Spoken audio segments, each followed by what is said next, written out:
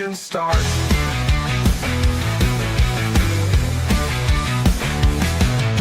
In-depth words cutting deep as cleats. Every play analyzed heartbeat by beat. Interviews, raw stories unfold. Behind the curtain, the secrets told. The Golden Broom Podcast, sweeping the game from the 50-yard line to the Hall of Fame. Breaking it down, tearing it apart. The Golden Broom Podcast, where legend starts. Welcome back to the Golden Broom Podcast. I'm your host, Cody Slavinsky, joined as always by the new man, Vandy Chris. How you feeling, buddy? I feel better.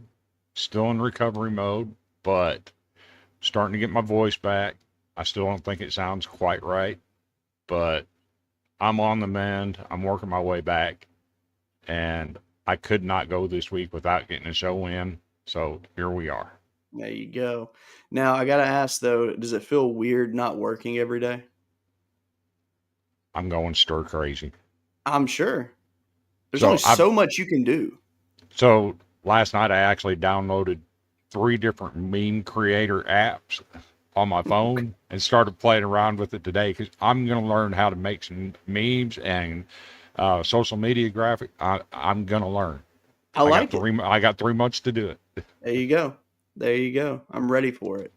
Well, before we jump into the recap of last weekend, I have to say congratulations to your Vanderbilt Commodores. They handled LSU. They were unstoppable in that game. LSU's offense was humming at first. Like I was like, all right, they're moving the ball.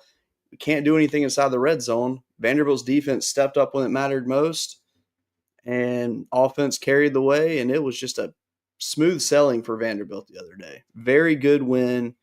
Very good moment for the career of Diego Pavia, if anything.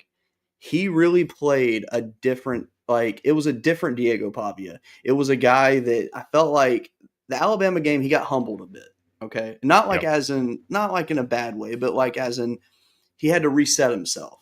And he took that bye week and he really came back with a vengeance. And Oh yeah. that version of Pavia right there is 2025, 2026 Heisman Trophy winner Diego Pavia. That was a flawless performance, and hats off. That's all I can say. I mean, it was absolutely amazing. Very good game. So my take on that game, the second half, I actually felt sorry for Garrett Nussmeier. Yep. Every single time he went to throw the ball, he was getting hit. Not by one, not by two, but 3 or 4 guys were hitting him on every single play. Yep. I felt sorry for the guy. And that's what NIL and the transfer portal has done at Vanderbilt. Yeah, we're only spending $9 million while these other schools are spending 12 and 20 and 25. But guess what? That $9 million is all going on the D line and the offensive line. And it showed. Yep. Absolutely. It was definitely a good moment for them. And this week they welcome in Missouri. They will be commemorating the SEC tournament champion baseball team this weekend. I just saw that before the show started. Cool moment for them. I don't understand why it's the Missouri game they're doing it, because Missouri had nothing to do with that essentially. But maybe it's hey, this is what you could be, but you won't put money in your program. So I don't know. Well, if you've paid attention to Vanderbilt football this year, at their home games, they're actually trolling other schools. I will say they have taken their trolling level up a bit this year, and I respect it. So, but you have to. With that new stadium, you have no choice but to do this. So I think it's a thing of trolling Missouri about not winning any SEC championships. But I also think you're only given so many home opportunities and so many times to honor certain things. So Missouri got selected for this one. I can't wait to find out what we have for Auburn and Kentucky in store. Yeah, which I cannot wait for that Auburn game. I think that's going to be a fun matchup with their pesky defense they got going. Their offense is terrible, but their defense is very pesky. So it'll be a fun little matchup. I think Vandy wins, but it should be a fun game to say the least. So on Auburn, I got to ask you, everybody talks about they have 2 of the best wide receivers in the country. Mm-hmm. Have you seen it on the field? You've seen glimpses, but you have not seen consistency. And I think a big part of that is the coaching. I think that, and I will tell you this, having those 2 receivers, let's see. I mean, Cam Coleman can transfer. I know that. Can Singleton transfer? Does he have another year? What about Perry Wallace? Or ain't that his name? Perry Thompson. Perry Thompson, yeah. Yeah, I mean, you got those 3 guys that are just being underutilized, to say the least. I mean, which it shocks me because you would think that Jackson Arnold would improve. And I mean, don't get me wrong, the dude is a hard worker and he can run his butt off, but that's it. He's not a good but quarterback. They figure it out. Yeah, he's not a true dual threat, unfortunately. Like he should be one, but he's just in the wrong offensive system. Again, if he were at Mississippi State, I think it'd be a totally different conversation we'd be having. Which, to be fair, I can't say he would have won the job at Mississippi State, though. But I'm saying go into the Levy offense that he already knew. I think he would have benefited better is what I'm saying. I don't know if he would be beating out Blake Shapen or not. I don't think he would have. I don't think he would have. No, I'm saying he would have had to sit behind him. I'm saying he fits that offense better than he fits Auburn, for sure. And you mentioned Mississippi State. remember, I said they will be the most improved team in the SEC. They Yep. didn't lose games last year because of their offense. They could score with anybody. Yeah. They can still score with anybody.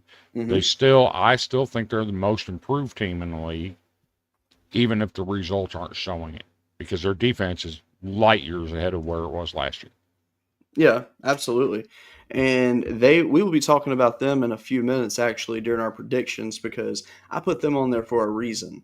Mm-hmm. Um, yep. So let's jump into it. Billy Napier was finally fired after somehow holding on to the most loose string imaginable over a fire on that job. I don't know how he stayed as long as he did. Don't get me wrong. Do I think Billy Napier is a good head coach? Yes, I do. Do I think he's a right fit at a job in the SEC? No, I don't. Not yet. I think he still has some growth on his end to get to that level. And to be Nah, fair, I think I really do. I think that being said, I have he's definitely a better coordinator than head coach. I will admit that. I have the perfect job for him lined up, and you'll hear me in just a minute mention that. Okay, I'm assuming you're going to say Publix, but No, no, actually, actually I have a job lined up for him too that I would like him to take, but we can either do it now or we can wait a minute. It's up to you. well, you mentioned him now. He proved himself at Louisiana. He He really did. did. Oh, he did. Sunbelt Billy. But think about it. He's an alumnus somewhere that used to be an FCS powerhouse, Furman, Ah, okay. who currently has Satterfield as their head coach, and he's absolutely horrible. The Yeah. Furman program is not doing anything. It's not growing, and they haven't had a winning season in quite some time. I think it's time to get rid of Satterfield. And when home calls, you go home at Billy Napier to Furman, and he brings back a national championship. There you go. I like that. I like that a lot. I would say go to UAB, but I think Furman actually makes more sense. But to be fair, I want someone with a name value to go to UAB. I'd love Coach O to go there, but that's a long story. Um, He's out there begging for jobs right now. I know, which is crazy. Which I think it's more of him. I don't know if he's begging, but it's more of him putting feelers out there, like letting people know, hey, my line's open. Give me a call. And I Yeah, don't think it'd be hard for him to get a job, even as just a a defensive line coach. He can do it. yeah. I mean, I wouldn't want him as my head coach. I mean, we saw what happened after his perfect season, so I get it. Yeah. Um, briefly, let's the referee in the Auburn Georgia game suspended rest of the season Yep. has been announced. I'm very happy about that. Why did it take him so long to suspend him? That's a good question. I am happy to see that they're holding officials accountable because that needs to happen. Yep. There's been, I will say, the last couple of seasons have been some of the worst calls I've seen by refs, whether it's misses or exaggerated calls. We've seen a lot of it. The no safety call in the Missouri game last year was absolutely horrible. Yeah, that's fair. It's very fair.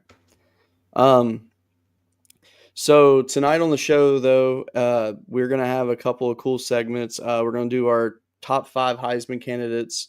We're gonna do some predictions for the games. But before we get into that, there was some big breaking news that has taken place this week. Yeah. The FBI has hit a big illegal gambling ring, and it is deep. Mob family ties. Chauncey Billups arrested, Terry Rozier arrested. It was announced today that Kevin Garnett was actually part of this as well. I don't know if he's Hmm. going to be arrested or not. I don't know how much he was involved, but it was announced that his name did come up. That's deep. KD is in it. There's a video of KD. He's somebody shooting a free throw, and he's standing at the free throw line. He's looking over his shoulder at a guy in the stands, giving him hand signals, and he's sitting there shaking his head at him. Interesting. Very interesting. Yeah. I am curious to what all is going to come out with this because this is insane. When you have a head coach that gets pulled into it, which I mean, I know obviously Chauncey's a legend of the game. Everybody knows Chauncey Billups, but I don't know. And I know that they said, at least from what I've understood, that when he was doing the poker games that he was involved with, he was a player, not a coach. So I don't know if anything in Portland is currently tied to this situation or not. Oh, they've they've got him. Um, they've got specific games pulled out Mm-hmm. where they were down 10 in a game somewhere in the fourth quarter, and they were on a 10-0 run, and he took his two leading scorers out of the game. One that had 37 points already, took them both out of the game, and they lost. There you go.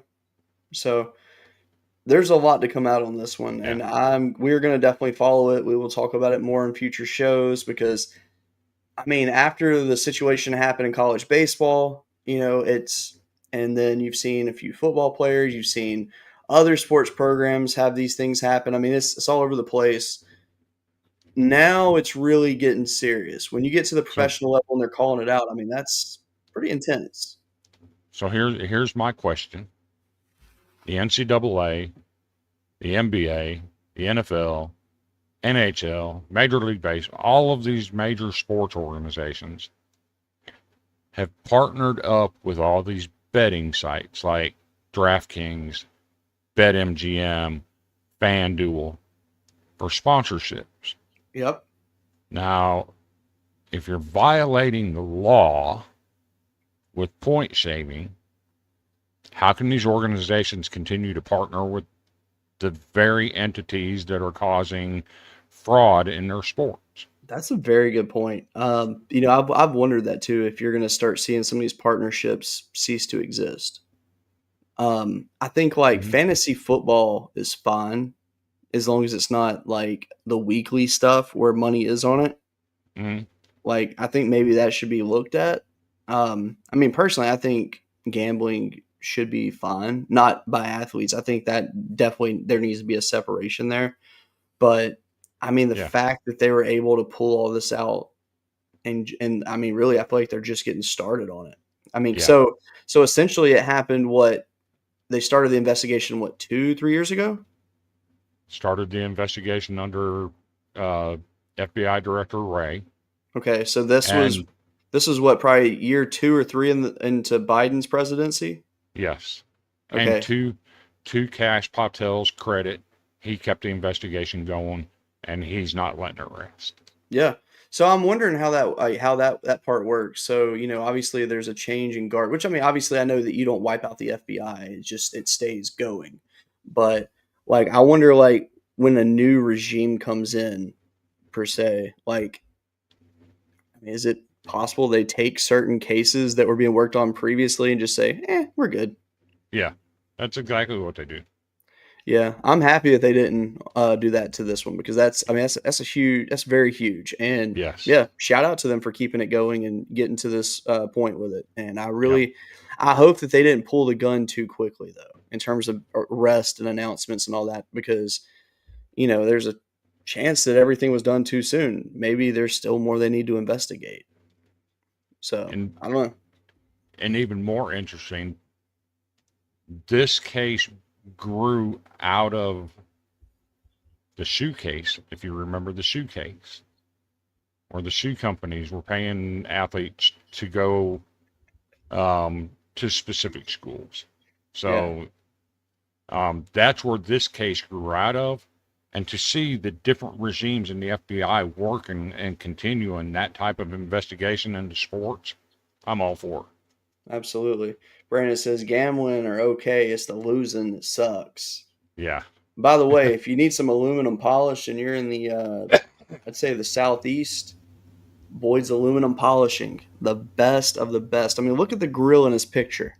He can make your wheels shinier than that. There you go. He paid me for that shout out, by the way. What was Also, it? A cold cherry Dr. Pepper. no, he's gonna put a stack of ones on my desk on Monday. There you go. Which, by the way, speaking of sponsors, shout out Chinook Seedery.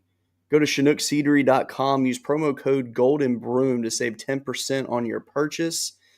I don't know who you are. If you're the one that's using the promo code and making these purchases, please reach out to us because I just want to give a special thank you because I keep getting these random emails of sell after sell after sell. And I'm like, what's going on here?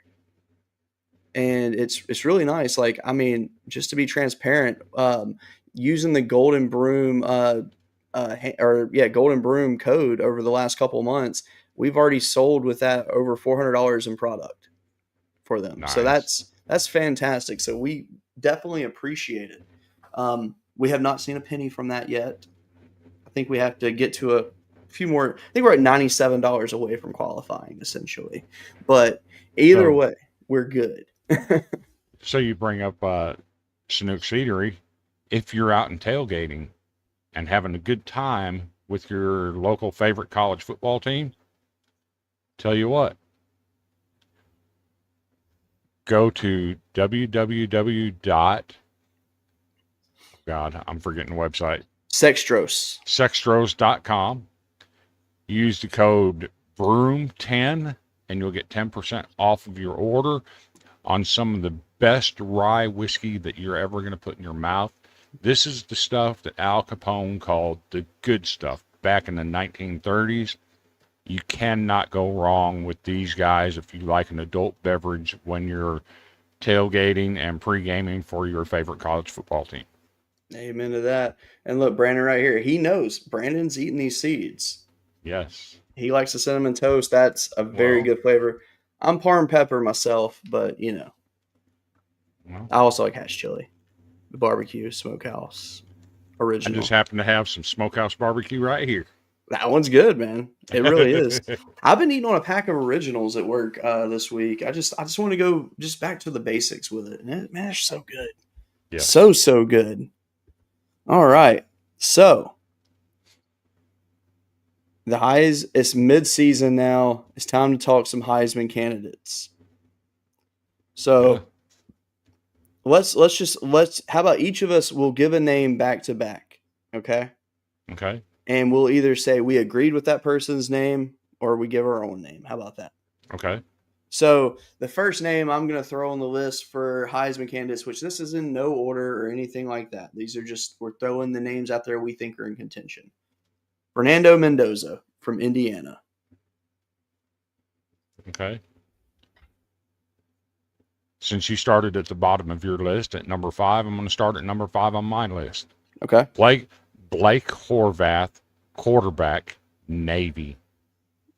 I like that, actually. I think that's a fair one. I mean, so far what he's done, there's nothing to dispute what he's doing on the field. Nothing. He actually led the nation last year in fantasy football points There you go. in Which, all yeah, of that makes college sense. football. And he finished 7th in the Heisman race last year. And he's got Navy sitting there undefeated. Mm-hmm. They have a game coming up in November at Notre Dame. If they get through that and they're still undefeated, you're going to see them playing South Florida for a chance to go to the college football playoffs. Blake Horvath is the best quarterback you've never heard of.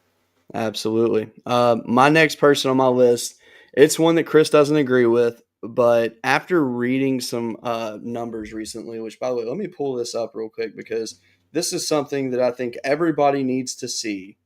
So, as you know, Chris and I were affiliated with College Football Backers, one of the coolest news sites there are, okay?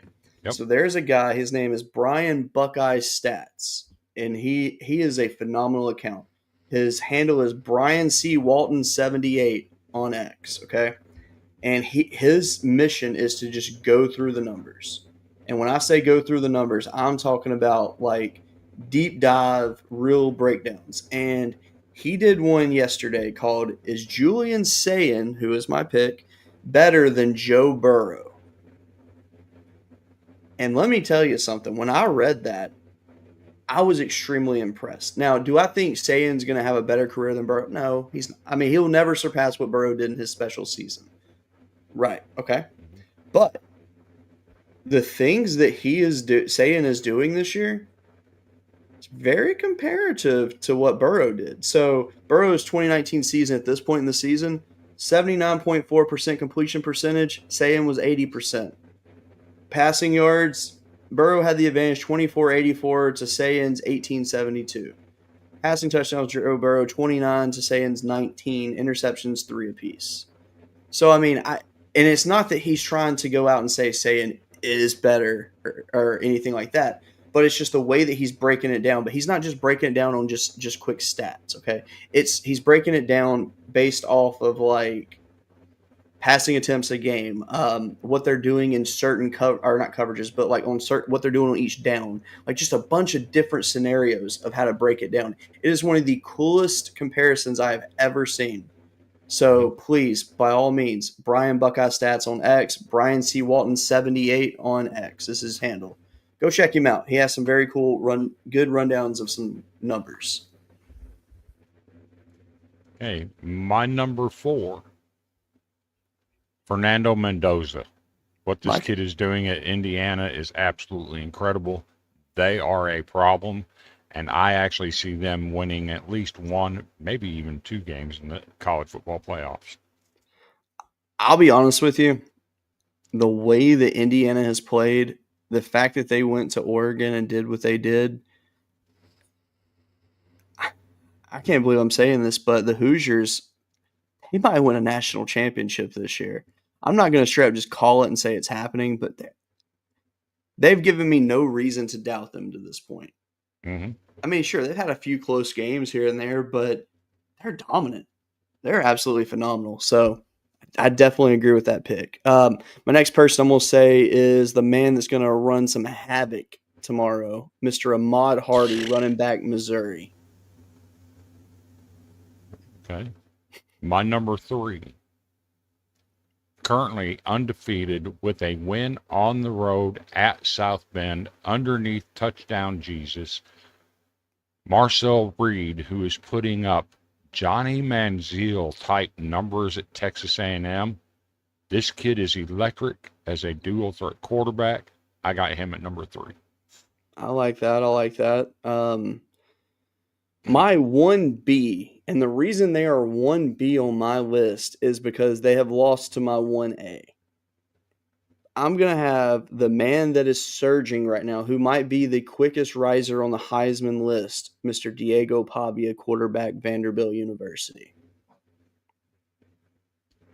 My number 2, Diego Pavia, who currently has 15 passing touchdowns, 4 rushing touchdowns, only 4 turnovers, completing 70% of his passes, and has Vanderbilt ranked in the top 10 for the first time in over 100 years.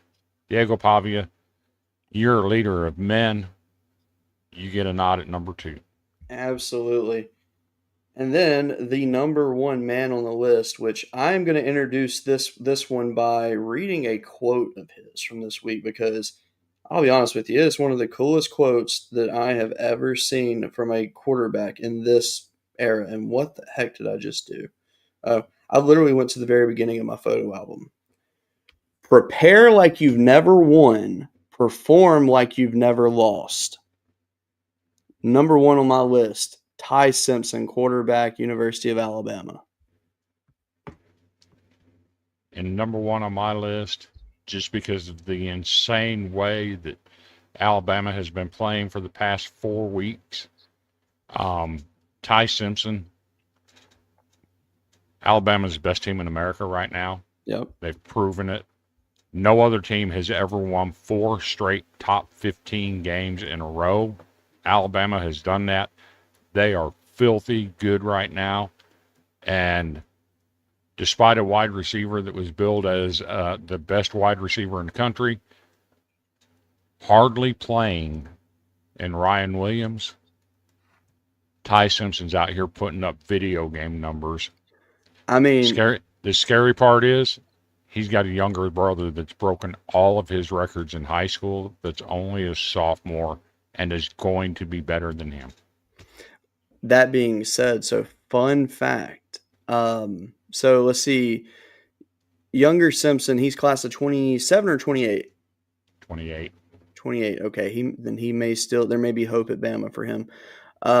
Big name quarterback, Thompson High School in Alabama, Trent Seaborn, who made national headlines because he was an eighth They're grader. the same age. He's 20. He's class 27 though. Mm-mm. He's a Yeah. sophomore too. He is a junior. 2 years ago, he was in 8th grade. He can't be a junior. Buddy, look it up. It says class of 27 on his thing. He might have reclassified then. He had to. Well, then either way, though, he announced his commitment to Alabama the other day. So that puts a little bit of some hope out there for some other teams because Elijah Haven, he's the number one player in the 27 class. He's a quarterback from the state of Louisiana. He was actually projected to go to Alabama the other day, and then the following day, Seaborn commits. So we'll see what happens there. I mean, obviously, there's plenty of time between now and signing day, but as of right now, that's where we stand. So And just now, because they commit don't mean anything, because I can tell you there's a quarterback ranked number 3 in his class of 26 that's committed to Georgia, that has been a Georgia commit since his freshman year, that is actually doing an official visit at Vanderbilt this weekend. that's interesting too, considering he decommitted, recommitted, and now taking more visits. How tight is that commitment? Let me tell you Right. something. If Vanderbilt can keep this up, hit the 10-win mark this year, okay? Say they're featured on game day twice, get a good bowl game, maybe make the college football playoff. We don't know yet. We have no idea what happens the next few weeks. And land a 5-star quarterback from high school? Dude. Vanderbilt better freaking put up I want them to literally bury Clarkley in money to protect him because, my God, what a job he has done. Even if they don't land the quarterback, Clarkley, man, he is beyond proven himself as a head coach this year. Yes. And nothing but respect for that man. The way that he addresses his players, I mean, that's amazing. So I was watching the video.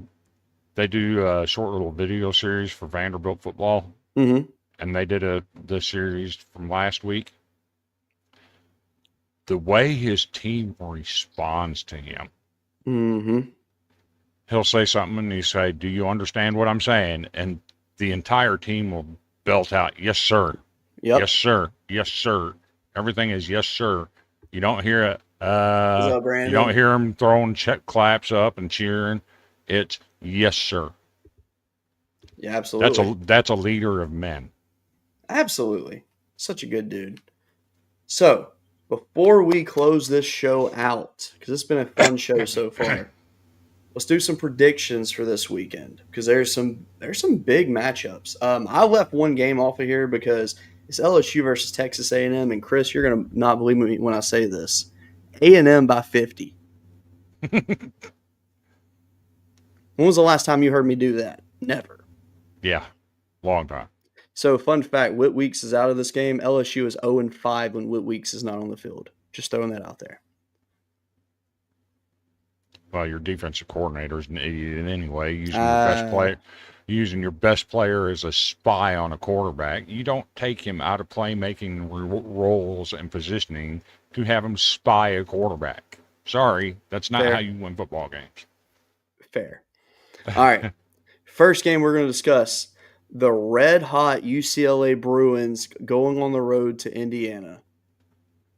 Unfortunately, I don't know if Terry's able to watch or not tonight.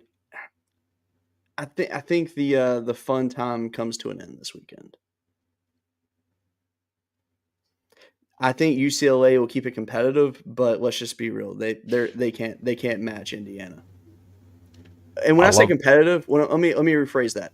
As in they will play hard throughout the entire game. It does not mean that it's going to be a close game. I love what Tim Skipper and Jerry Neuheisel are doing. Unfortunately, this game is in Bloomington, Indiana, against arguably the best team in America. I think UCLA gets humbled. But in saying that, I think UCLA needs to go ahead and make it official. Tim Skipper, you are a permanent head coach. Jerry Neuheisel, your permanent offensive coordinator. Yeah. Because I mean, to be fair, everything that we've seen out of UCLA in the last few weeks, there's no proof that they can't hang in this game, by the way. I mean, the fact that they have to go all the way across the country, though, doesn't look good for them. But hey, they did go to Michigan State and pull it out. So lightning might strike 3 times. You never know. Yeah. All right. Next game, Ole Miss at Oklahoma. Lane Kiffin had a meeting with his team, addressing the rumors of Florida and all that, which obviously anytime a job like that comes open, Lane Kiffin is the top dog mentioned. He's always the first name that's going to be mentioned for a job. But you said it previously, you don't think he goes. I don't know. There's a lot of time between now and when that hire is made. That said, I think Mateer is finally healthy. Ole Miss has a very questionable defense. Give me OU at home in this game. So I think Ole Miss is the better team. Sure. However, all of the off the field distractions involving Lane Kiffin this week proved to be rat poison. And you know what happens when rat poison gets into your team? You lose a game that you're not supposed to lose. Oklahoma pulls the upset. So I will say this too. This game is definitely worth watching because Ole Miss has one of the top offenses in the country. OU has the number 1 overall defense in the country, statistically. Fun matchup, to say the least. So very curious what goes on there. One game that I'm really looking forward to this weekend, Texas at Mississippi State. Man. Hottest team in the SEC, Chris. Do they get it done, though? I don't think Mississippi State's the hottest team in the SEC, but they are the most improved. Sorry. Yeah, the most improved team. I think they get it done. They gave Texas everything they could handle last year with Arch Manning playing in that game. Mm-hmm. I think playing at home, the improvements they've made on their defense, they can score with anybody. I think Mississippi State gets it done. I do too. I think the cowbells are actually going to affect Arch. Yeah. I really do. Another game, though, a good game. Minnesota at Iowa. Both teams sitting at 5-2 right now. Minnesota's pulled out games this year that I was like, oh, okay. Iowa's a team that projected by us to not be very good. They're sitting 5-2. They played Indiana very close. Does Iowa keep it going, or does Minnesota just run in there and just take care of business? Who you pick? I'm picking Minnesota. Damn. You're stealing my thunder on all of these. It's for Bubba, man. I got to do it. Both of these teams pride themselves on defense. Mm-hmm. Last week against Nebraska, Minnesota had 9 sacks. Here's the thing about that. Did you know 2 of their top 3 corners did not play? Minnesota's? Yes. Jesus. And they still got 9 sacks. That's scary. Both of these teams rely on defense. I think it's a low-scoring game. Oh, yeah, for sure. I think a Mark Gronowski turnover late sets Minnesota up to kick a game-winning field goal. Okay. Minnesota 13-10 over Iowa. I love that. I really do. A game that should have been bigger than it now is, thanks to UAB of all teams. Still makes no sense. South Florida.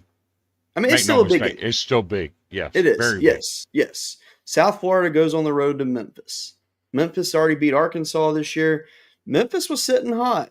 They're sitting with 1 loss now. Their chances of making the playoff are very, very slim at this moment. Oh, they're not.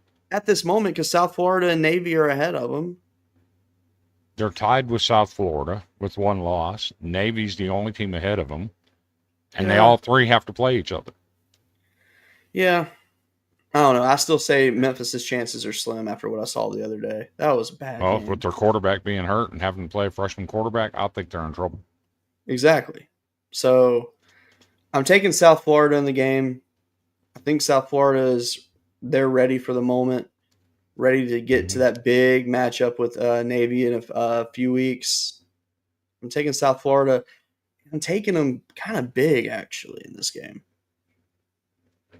This is the year that the frustration of losing to Memphis is wiped off the table. I think South Florida wins big, and Alex Golis gets his first win over Memphis.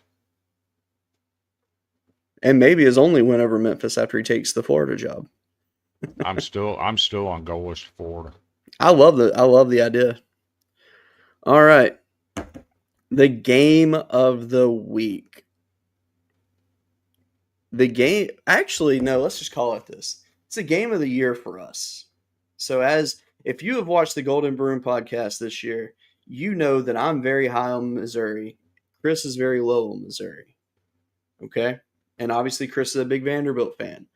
We have a bet going of if Missouri has a better year than Vanderbilt, Chris donates to Missouri's NIL. Vanderbilt has a better year than Missouri, I donate to Vandy's NIL. Like, that is our bet going. Essentially, this game almost decides that bet. Maybe not, but kind of. Depends on what happens in the next few weeks. But this is a big game. Mm-hmm.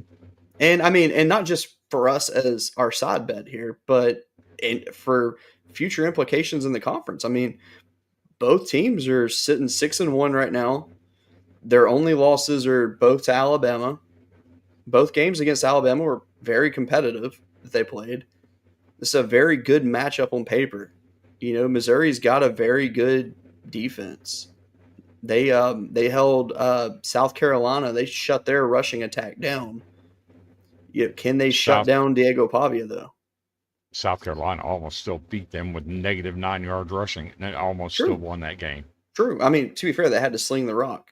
But when Vanderbilt played them, they only got Lenore Sellers for a little over a quarter. So, I mean, we don't know. We can't really compare that game to make a decision on how this game goes. Because right now, both teams are playing interesting. Missouri survived a tough matchup with Auburn because Auburn's one of the peskiest teams in the country, even at 0-4 in conference play. Vanderbilt right now is at their highest of highs right now. I mean, right now, I'd say their win over LSU put them to a level of happiness that really compares to how they felt with Alabama last year, except they're 6-1 right now, and they don't have a bad loss early in the season. So, I mean, this is a good matchup. Obviously, since this is a Vanderbilt game, I'm going to let Chris I'm going to let him do the final prediction of this. I'll do mine first because this is his team that's playing.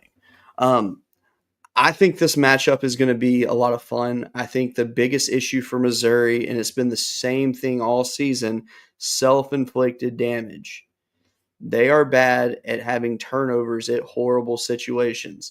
After doing some research on that in the last couple of days, I have noticed that on the drives where costly interceptions happen, Ahmad Hardy is minimally used in said drives. And on those drives, they're happening deeper in the drives. They're not happening like first play of the drive, boom, interception. It's like 6-7 plays into the drive.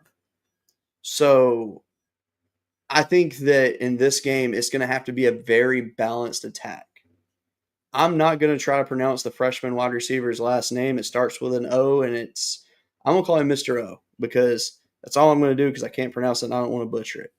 But he's the hot hand right now at receiver for them. He's really shown that against Alabama. The pass, had it not been overthrown and intercepted, we don't know what would have happened on that final drive for them.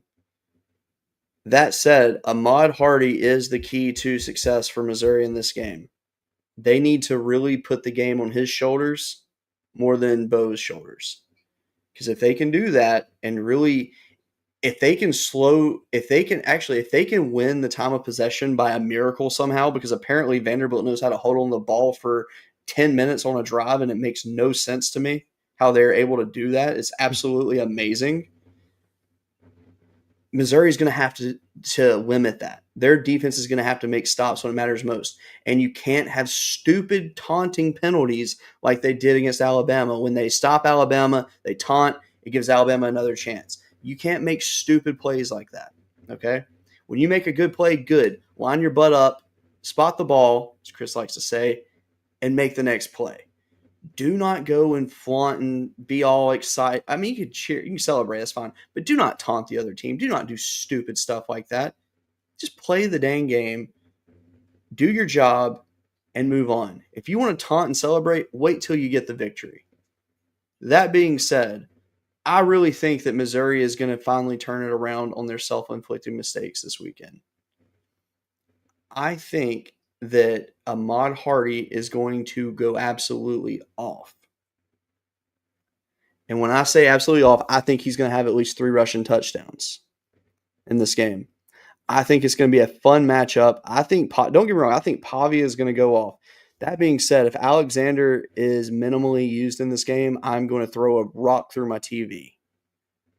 The fact that man had 3 carries against Alabama is still the stupidest thing I've seen all year. Because let's be real, that's the reason that they lost that game. I'll argue that till I'm dead. Just because I have to, I'm taking Missouri in this game. But deep down in my heart, I think I have a different opinion. But I think it's going to live up to it being the featured game day game. I think it's going to be a very exciting matchup between 2 respectable teams. And it could be the game that really separates Diego Pavia in terms of where he's viewed as a Heisman contender. Okay. So, this will be the first time since 1947 that Vanderbilt plays a game as a top 10 ranked team. All time, Missouri is 8-81 against top 10 opponents. And since joining the SEC, Missouri is 1-18 as a member of the SEC against top 10 ranked SEC teams. No better time than get win number 2, baby. Let's go. So let's take a deep dive into Missouri. Yes, they have all these flashing numbers on offense. Prior to the Alabama game 2 weeks ago, they played the 109 ranked schedule in America. You're playing a weak schedule like that and putting up flashy numbers, they're skewed. It's fair. In SEC games, Ahmad Hardy, his numbers have tumbled. Bo Prabula's numbers have tumbled in SEC games. Fair. Consider they held South Carolina to -9 yards rushing and still almost lost the game. Yeah. I don't think this Missouri team is as good as they're being hyped out to be. Don't get me wrong. They have some talent. On defense, those bookends at defensive end are filthy. But when you watch the tape, they crash hard to the inside. Both of them do. Yeah. In the run game, they crash hard to the inside. What does Vanderbilt's offense have in it, in the part of their arsenal, that can take away their effect on the game? Oh, they run a lot of true option football. So when you got your defensive ends crashing hard to the inside, guess what? My quarterback and my running back are swinging to the outside in an option game. Yeah. With a wide open field. That's not something Missouri's prepared to defend. Given the style of play of Diego Pavia, the speed of MK Young, they don't want to see Vanderbilt coming out with the option game. Fair. Pavia is one of the best in the country at deciding when to pitch and when to keep. Yeah. I think Vanderbilt's offense is going to be tough to stop in this game. So let me ask you a quick question, though. On defense, Vanderbilt's allowed 13 passing touchdowns in 7 games this year.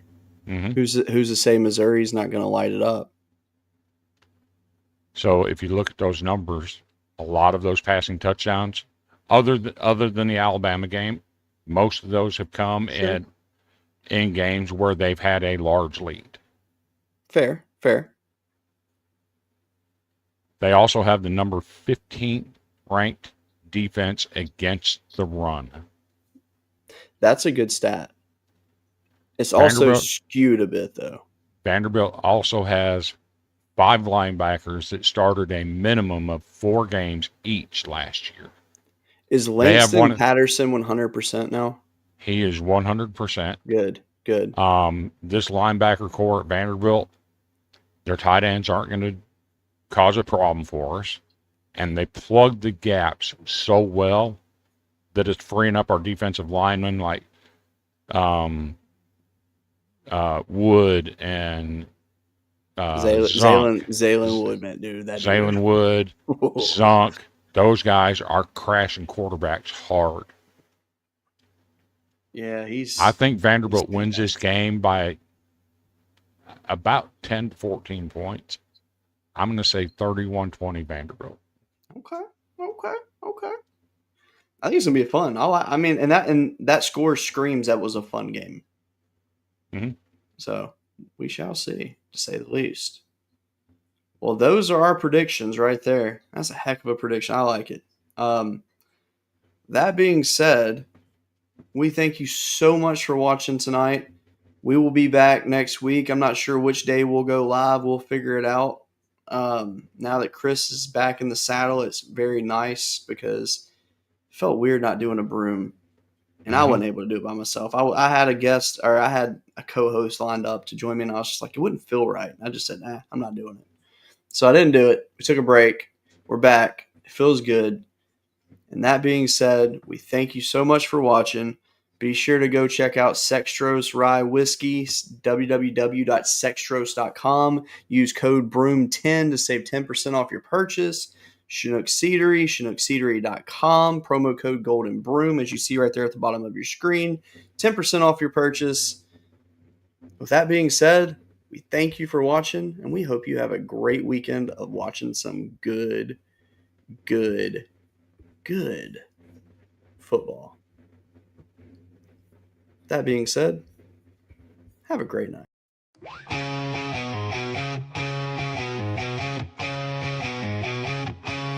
On the diamond where they play, sweeping competition.